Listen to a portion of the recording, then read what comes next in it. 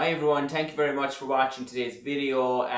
Today's video is all about journaling. I talk about journaling quite a lot in many of my social media posts. I'm a huge advocate for journaling, and today's video is really focusing on journaling both for your mental health but also for personal growth.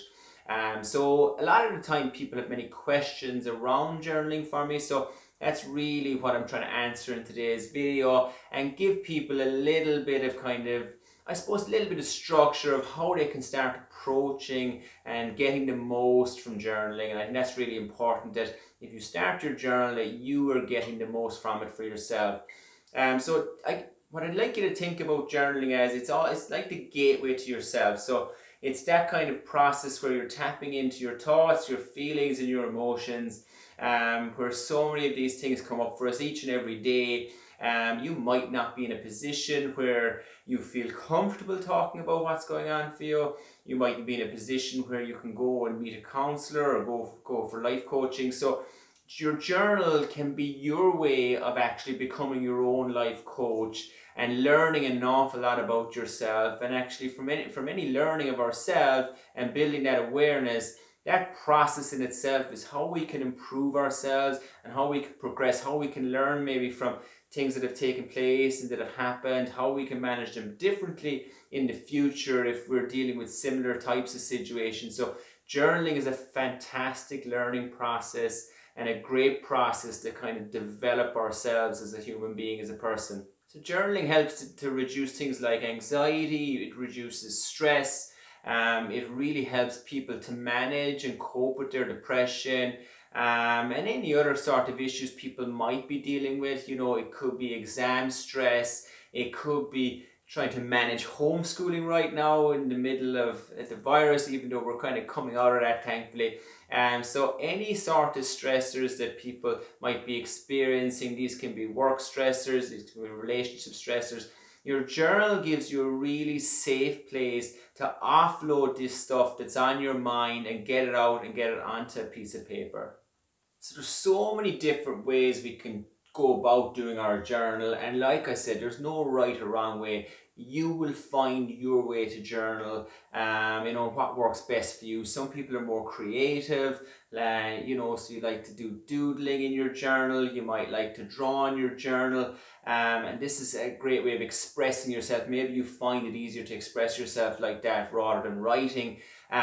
So some people love to bullet point in their journal, and this keeps it kind of very simple and very kind of straightforward for them. So a couple of bullet points upon how their day went. Some of the recommendations that I would give around journaling is try to have a balance between the positive and the negative. The negative is important if you're struggling and you're finding difficulties, so jotting down any difficult, emotions, thoughts or feelings that you have during the day, and maybe doing that process sometime in the evening, trying to pick the same time each day to do that would be very, very beneficial. But balancing that out then with, every morning you get up, trying to get into that habit of putting into your journal and writing out those things that you're grateful for in your life. So, whether that's 3 to 5 things, I'd always recommend trying to put down 5 things that you're grateful for in the morning. Sometimes we can just rehearse these in our mind, but actually by picking up the journal and writing these 5 things you're grateful for into your journal, it's a fantastic process, and it really, really reaffirms that there's really positive things in my life that I have to be grateful for. At the latter end of your day then, again, just before going to bed or maybe a half an hour before you go to sleep, picking up the journal again and writing maybe 3 to 5 things again that were positive about your day. So even if there was challenging aspects to the day, can I reflect on my day and find that there was things really, really positive about it? And this helps to create a lot of balance from us, because we're programmed to focus and get fixated on the negative, and sometimes we don't see actually, do you know what, even though life is challenging at the moment or it's difficult, there's also a lot of positive things that, you know, I have to be both grateful for, but also that, you know, have happened to me today. And they could be really simple things like, you know, getting outside in nature and experiencing the sun in our face. You know, it could be an interpersonal interaction with your child or with your partner or with a family member. So there can be many things that can have been positive about the day, even when aspects of your day might have been quite challenging and quite difficult. So the different types of journaling that we might look at is some people do what we call morning pages. So that's getting up in the morning, and if you have a huge amount of stuff on your mind, you know, that can be a great way of kind of what we call a brain dump, and just dumping out everything that's on your mind onto a piece of paper. And what I would suggest is, you know, some people do take the approach of tearing this up or burning it, and this can be a healthy process. But if you're looking at someone of kind of keeping your journal, I would keep those pages also. Sometimes people like to get into the process of doing sentence of the day. So, you know what I mean? Is there a sentence that, you know, encapsulates my day, and getting that down onto my journal? And this is hugely important. Some people just like to gratitude journal. And again, this is a really good way of developing a positive mindset and really amplifying, you know, that, you know, I have lots of things in my life that I have to be grateful for. And if I can focus, by focusing more on these, we become far more positive, and any difficulties that we're faced with, you know, it is a huge balance there by knowing that in the back of my mind, you know what, no matter what I'm faced with, I have so much in my life to be grateful for, and that's a huge thing. Tracking our habits, it's fantastic. This is something I would do myself, always trying to track your habits. Is, you know, it's a great way of personally growing. So like I said a little bit earlier, and these can be in relation to kind of your sleeping habits, you know, and different stages and different times you might be tracking different things. Obviously they can be your fitness habits, you know, if you have fitness goals at this moment of time, you know, tracking these things is really important. Your food intake, you know, all of these things you can track. My mood, and then again, like we said earlier, correlating then and kind of being able to reflect on, you know, okay, maybe I can look back and I can see why I felt like this in this day, or why maybe I wasn't so productive in work on a certain day, or maybe that I didn't follow through with what I had suggested, whether it was my mindfulness or whether it was a certain task in work, or maybe I missed my exercise routine that day, you know. So and if we look at journaling as well, I think a huge important aspect of it is reflective journaling. So a lot of the time people can take the approach by just writing into their journal and not really looking back over it. But you don't have to reflect in your journal every day, but, you know, putting in a time, maybe, you know, whether it's once a week or once a fortnight or even once a month for yourself, that you can reflect on your journal and kind of learn, take the learnings from it,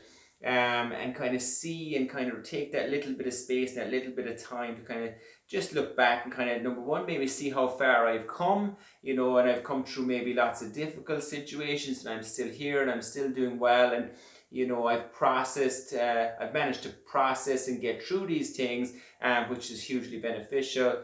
But the learning process in journaling is huge. So reflecting back, seeing maybe what happened, what took place, you know, why was my mood very low for these couple of days, and does my journal give me a little bit of learnings from that, so that moving forward, maybe I can prevent some of this stuff happening, or I can handle and manage situations a little bit differently. Just gathering that information is hugely beneficial.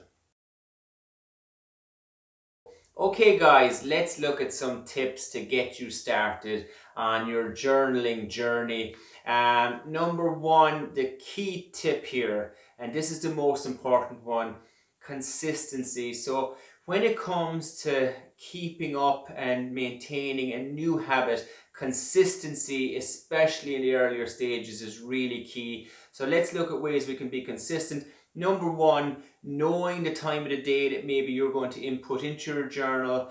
So this might be worthwhile kind of exploring, look, what time of the day do I have the most in my mind? Maybe what's the time of the day that I might feel more overwhelmed? What time of the day maybe is it that I have things on my mind that are actually important for me to jot down and get into my journal. So for some people, this could be first thing in the morning. Often people can wake up and they're just flooded with all of these thoughts. So that could be kind of your morning pages journaling. Or if it's the afternoon or the evening, or prior to bed, just kind of figure out and have it in your head, okay, this is the time of the day that I'm going to start inputting into my journal. And as time goes on, that might change, but just to know where you're going to start and what time of the day, that's important. Know what you're going to input into your journal, how you're going to go about it. So reflect on the video and the different ways of journaling, and just pick one of those, or maybe you can pick two of those to start with, and mix and match it a little bit, but just have an idea of how you're going to start and how you're going to start inputting into that journal. And this will really support you in being consistent. Committing yourself to a 2 or 3 month process to journal is super important. Journaling for a couple of days really isn't going to bring you a huge benefit to you, but if you journal for 2 or 3 months, you'll really find that you'll benefit from it. So that's being consistent. The other thing that I would really recommend is paper and pen journaling. Going from all the research and the feedback from people around journaling, paper and pen journaling really does seem to still be the best way to journal, and it really seems to be the most therapeutic form of journaling for people. So try to make sure that you maintain a paper and pen journaling. A lot of people really do like to take their journal with them, so that might be something for you. If it's not, that's fine. But again, if stuff comes up for you during the day that you feel maybe I won't remember later on, maybe you might put a voice note in your phone and you might have that for later, and you can input that into your journal. So it's a really good way of kind of capturing things and ideas that come up for you during the day that you'd like to input into your journal. And these can be positive as well, and I think that's really important. And these could be ideas, they could be brainstorming ideas for a job, for your career, for business, whatever it might be, for school, for studies, whatever it might be, and you can put these things into your phone. Input them into the journal then a little bit later. Do a regular reflective practice. I think when it comes to journaling, I truly believe that the reflective practice is where all of the learning really will be. It's great to offload all of this stuff, but if you have a space where once a fortnight, once a month, you reflect back on your journal, you learn from your experiences, you reflect maybe on how far you've come, or the challenges or difficulties you've gotten through, maybe things that didn't go so great for you, or bad days that you've had, and explore by looking at the days around that event or situation. Look at what was going on for you, what might have been happening, and looking at the correlation there. That's where the learning will be. If you're faced with these types of situations into the future, how would I manage it differently? And that's the key to journaling and reflective journaling. Okay, so I really hope you like what you've heard. If you like it, please like and share the video. I really appreciate it. And don't forget to subscribe to the channel. Thank you very much, and I hope you have a lovely day. Thank you.